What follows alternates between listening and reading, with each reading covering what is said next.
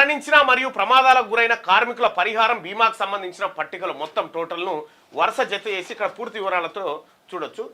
మరణించిన ప్రమాదాలకు గురైన కార్మికులకు పరిహారం అంటే ఒక కార్మికుడు ప్రమాదవశాత్తు చనిపోతే అతని కుటుంబానికి రావాల్సినటువంటి బెనిఫిట్స్, కాంపెన్సేషన్స్ లేకపోతే ఇతర ఇన్సూరెన్స్ సౌకర్యాలు ఏవైతే ఉన్నాయో ఆ విషయంలో ఏమేం జరిగింది అనేది ఒకసారి చూద్దాం. తెలంగాణ రాష్ట్రం వచ్చిన 2014-15లో అసంఘటిత కార్మికులకు సామాజిక భద్రత, అసంఘటిత కార్మికులు అంటే వివిధ అసంఘటిత రంగాల్లో పనిచేస్తున్నటువంటి అసంఘటిత రంగాలకు సంబంధించినటువంటి వివిధ కార్మికులు పనిచేస్తూ ఉన్నారు కదా, వాళ్ళ కోసం 2014-15లో కేసీఆర్ ముఖ్యమంత్రిగా అయిన తొలినాళ్లలో 69,98,00,000 రూపాయలు బడ్జెట్ పెట్టిరు వాళ్ళ కోసం.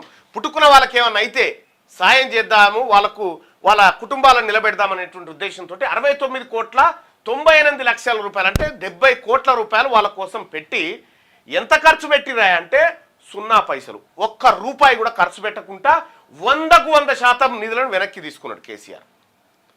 కార్మికులారా వినండి, చూడండి, ఇది నా లెక్క కాదు, ఇది కంట్రోలర్ అండ్ ఆడిటర్ జనరల్కి సంబంధించినటువంటి లెక్క.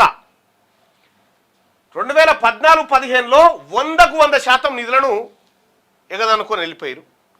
ఇక 2015-16లో చూస్తే 38,70,00,000 రూపాయలు అసంఘటిత రంగ కార్మికులకు సామాజిక భద్రత కోసం పెట్టిను.